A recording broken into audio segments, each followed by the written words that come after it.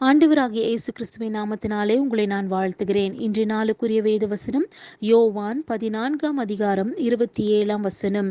சமாதானத்தை உங்களுக்கு வைத்து போகிறேன், என்னுடைய சமாதானத்தையே உங்களுக்கு கொடுக்கிறேன்.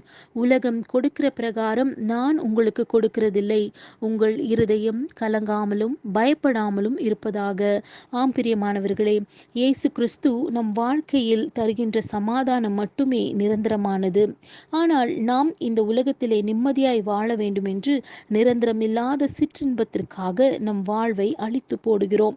இந்த உலகத்தில் கிடைக்கும் சந்தோஷம் சமாதானம் நிலையற்றதாய் நமக்கு வேதனையை தருகிறதாய் காணப்படுகிறது. மனிதன் தன் சந்தோஷத்திற்காக பொருளை, ஆஸ்தியை, குடும்பத்தை மற்றும் தன்னையே இழக்கிறான்.